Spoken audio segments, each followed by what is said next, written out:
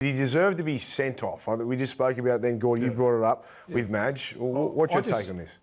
I totally understand the players, and I understand what Madge is saying, right? Because you're playing its origin, the build-up. It's been a lot this year, right? And you're sticking up for your teammate. I get all that. But when I was playing rugby league, when you're on the bench, you're on the bench. That's it. And if you're in a suit, like, I think it opens up. So you imagine, and I'll throw this scenario, Tino Fa'asua-Malawi next week runs off, but he's in a suit and he just jumps into it. I think it's a really poor look, and I think that he should have been sent off, because it's always been a send-off in my thing. And if I did that, as I said, in under 14s, 15s, 16s, if I run on the field and did it, what do you reckon would happen to me? But Gordy, in fairness, it's not like he went in and headbutted Ruben Cotter, okay? And the other element Jim, he was on the bench, but the other element of the context of all of it is that it spilled onto the bench. So this is not about the play. Spilled onto the Maroons bench. Not the New South Wales bench. No, the Maroons bench. Cameron Murray. So you think he should have been sent off? Probably, yes. Yeah, but the Maroons players got involved. But it spilled onto that. Cameron Murray ran a distance. The Maroons players, if it spills on I'll tell you what the just because difference it's in is. front If of them, as that Gordon doesn't mean they need to said, get involved. if Gordon said this happened regularly in the park, what would happen? This isn't the park either. This is Well, I know it's That's not the message. What would you have done, Gordy? You're Cameron Murray. I'll tell you, What would it's you have done? I happened. want to ask you what you would have done. Because I would have know sat you, there. watching you play footy, I would have sat there, and but I would watching have waited. how angry you were I playing would have against you sat on the there. field, what I would you would have have done? sat there. You would have sat there and done nothing. Yeah, I'm not going to run it into I've a never bench. seen it happen before. Of course Mate, you I've sit never there. I've never seen it happen You're before. never It fell to Brookvale, didn't it? Again, it spilt to the sideline. Yeah. Listen, I totally understand the players' reaction. And I understand Madge sticking up for the players. So the referee there, in that moment, it's a send-off. I thought the Doesn't sin it? bin was Sin bin sufficient. was enough, Gordon. I reckon, too. The sin bin was sufficient. So you guys are happy for the sin bin, So- but that penalises South, right? South have lost him for 2 weeks. Ola Kawada, that penalises Manly, right? It's not fair. What's that I got to know. do- what do you Well, say to do? what's it got to do with it? Well, Sin bin or send-off, it doesn't matter. He If still he'd been gets you sent 2 off, weeks. it would have been sufficient. So he wouldn't have got 2 weeks if he got I sent don't know. I He don't would have. know. Sit them out of origin next I year. just don't like this, how these guys make themselves available. The clubs pay them every week, and now they can't play for a couple of weeks. I think it's wrong. All right. Hit them with heavy fines, Brace. We've got a great game to talk about here. I mean, the game was unbelievable. Both teams were fantastic. Where did Queensland fall short last night? Because their first half, like, they were a different team to Melbourne. They were ferocious. They went to war. It was like a scene out of Braveheart. I mean, at the start of the game, both teams just took each other on. It was a brutal start to the game. captivating, Yeah, wasn't it? well, Queensland was small, right, in game 2. They played really big. Everybody played big. The amount of defence that they had, I think it was, 67% of territory. New South Wales felt like they were camped on Queensland's line. So for us to go in 2-0 at half-time, maybe it was an energy thing, because when we got the ball, we were always coming off our try line. I think the kicking game, I don't know whether it come through the screen. I think where Queensland started their sets all night was in our own 20. So it was really hard for us to get in a groove, and New South Wales defence was fantastic. Like, we couldn't get on that groove and get any momentum going through. I think both teams' defence was fantastic, and neither side could get in their groove in that first half. Like, they just the attack both teams did was really good. I thought, especially in that making a few half breaks, and he was causing some trouble. But both sides struggled to actually deviate through the opposition. I've never seen it happen before. It was a 40-minute softening up period. It was. It was nearly 80 us. But It no was one- that no one got ruthless It and was that relentless. It wasn't until the final 17 minutes when the Blues were able to win a couple of big moments. I thought Mitch Moses was obviously hugely influential when the game was in the balance. But the Maroons, Gordy, they should still be proud, because the way that they came out, it was as though they had the spirits of the Lang Park graveyard flowing through the veins. They were up for the fight. They made it the contest that it was. And it was a brilliant spectacle. I reckon every Queensland, I spoke to all my mates back home in Townsville, we're proud, we're disappointed, but we're so proud of the effort. The big difference was that Queensland, and we've been saying this for the last few years, Queensland have nailed the big moments. New South Wales nailed the big moments. Moses and Luai came up with 2 big plays, and that was it. Now, was Billy out-coached in this series? Now, we just spoke to Madge.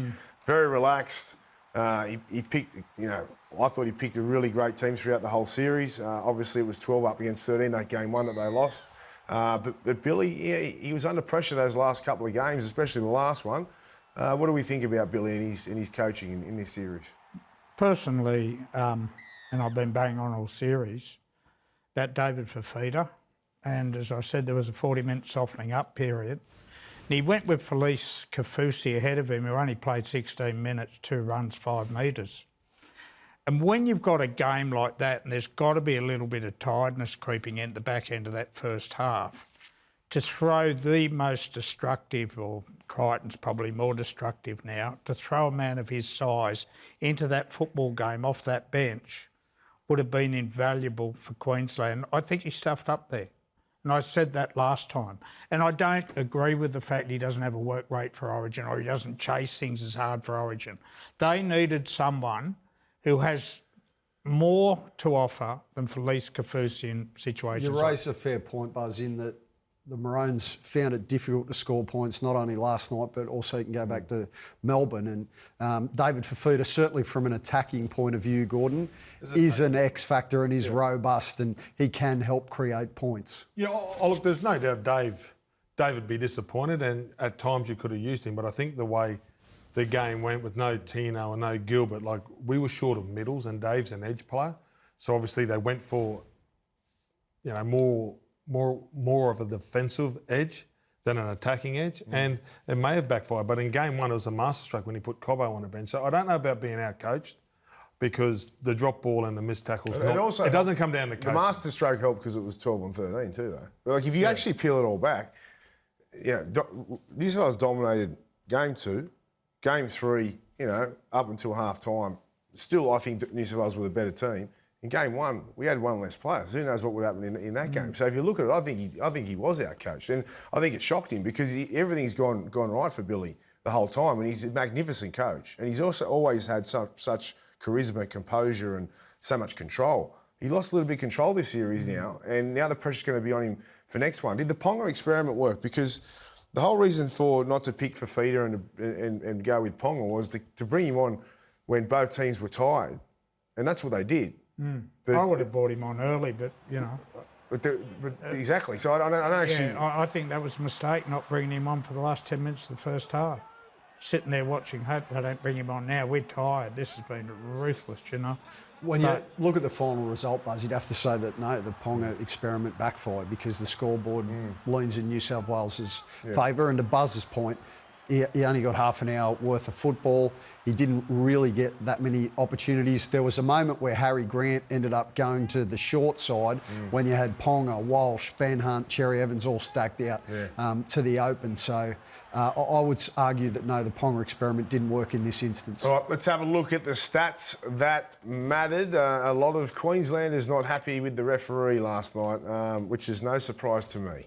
But let's have a look at the stats that matter. Completion rate, 86% there for Queensland. That's very high. So was New South Wales at 80. Missed tackles, 62 missed tackles from Queensland, but still 44 for New South Wales. That showed, I suppose, the scrambling from both teams and the desperation. Penalties, 9-6 to New South Wales, and set restarts, 5-2 to New South Wales. Gordy, what do you think, mate? Well, you can't give 14 resets. You can't give 14 restart sets away and think you're going to compete. So looking at that, I think that makes Queensland's effort in defence a little bit, because in game 2 we couldn't hold on. So to go through that, there's no now I know that we're so tired in the end of the game, and we just didn't turn up. You're not dirty on the refereeing, Gordy, or was it ill discipline on your behalf? Well, it has to be a bit of ill discipline. Yeah. Sometimes, you know, like there's head eyes and there's still a couple, because I watched it live without the replay, so there's still a couple where you don't know what it is.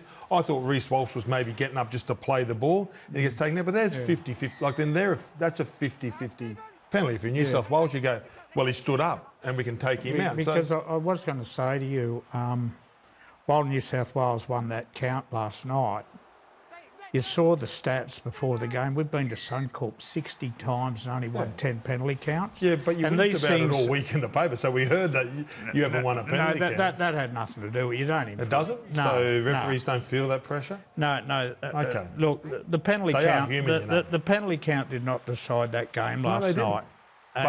But certain decisions do give you momentum.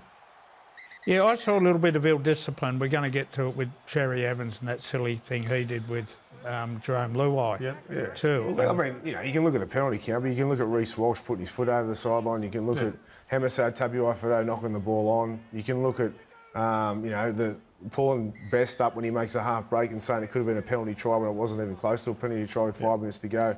You could look at I mean, Michael Maguire said the ruck speed was interesting in that interview. I know my opinion on that. You can I know you can have your opinion. While I was watching that first half, the only way Queensland were going to win that game was through physicality, but slowing down our ruck. Yeah. And they were lying all over us in that first half. And the penalty count was to New South Wales and the set. I reckon it could have been even more because that was their tactic. But if he'd blown the pee out of that whistle, we would have smashed him today. 4.5 million viewers. No, I'm not smashing. We would have. We would have. The best we team- all want Adam G grand final games where you put it away and let the footy go. Yeah, I like Adam G. I reckon he should be the referee, to be honest with you. But actually, the referee did not decide that game. The best team won. The best team won the series. And that was a brilliant thing about this contest last night was that as much as, yes, the referee had an involvement, the players dictated the result. And to your point, Braith, you're right about the ruck. Like, you can go over numerous examples over the course of the 80 minutes where it was hands in faces, laying down with elbows. And it's a state of origin game. Expect nothing less. But to that point, right, the average play the ball in the NRL is a tick under 4 seconds. Last night it was way over 4 seconds. Now that goes against the grain in the majority of state of origin contests. Normally it's much faster. So no question, around the ruck area there was a lot of latitude given. I don't think it hurt the contest because it was so physical end to end, back and forth. It was justified. Yep. And he let it go for both teams too. He did. So I thought it was quite fair. Now, Buzz, DCE, was he at fault with this incident here that led to the sideline? It was a really critical moment in a game of football with 0-0 on the scoreboard. Queensland are on 0 tackle. They just get the football back. Here, Ben Hunt, picks it up. Yep. And Cherry Evans puts on a stink with Jerome Luai. You make a great point. And that was for an experienced captain. You make a valid point, but what's the worst infringement in this? Two blokes running off the... But that's nothing happens, Gordon. What's the worst infringement? Nothing happens. You're on 0 tackle, mate. There are so few chances in that football game. What's the worst thing that happens in this infringement? It's got nothing to do with it. If it wouldn't have happened, mate, no one would have come for it if Cherry Evans hadn't tried to put a stink on with him. So if Luai doesn't grab him on the jersey... fault, that stink. Okay, it is. I don't care what you say. Cool. Of course it's his fault. Well, what? So he gets grabbed, so he just stands there and stands his ground? Did he get grabbed? It looked like it. I think he did the initial grabbing. Daly so did the initial that's not the worst. Gordon, that's not the worst. So that cost us. Possession last night was gold. Did that cost? The worst infringement there was not Daly Cherry Evans getting in a push. The worst infringement there, in everybody's language, is the two guys running off the sideline. It was so harmful to Queensland in such a tough game to give away a penalty. If there was a strong referee and those two blokes that come off the bench and one gets sent off and the penalty goes for us because the worst infringement... Gordon, that's got nothing to do with it. Yes, it is, because that's the whole infringement. We're talking about a topic here where Daly Cherry Evans had no right to put on a skirmish, you'd call it. It wasn't really a stink. With Jerome Luai. I love playing You could see, Buzz, that clearly in the Maroons camp in the lead up to this game, there'd been an edict laid down. We got bullied in game 2. We were stood over. It's not going to happen again on our watch in front of our home fans. You could see it, not just this incident, but in all the flare-ups over the course of the 80 minutes. It was so unnecessary, James. I actually think it was Nanai. It's a flashpoint. I think Nanai's the one. Nanai's the one. That's the reason why they got the penalty. Nanai's the one. You're overlooking the fact Queensland had the ball. Ben Hunt on 0 tackle was about to spin at the back line. And Cherry Evans put on a stink that led to Nanai coming in, that led to Murray. And he just stood his ground, Buzz. Right, Bauer. All right, let's move on.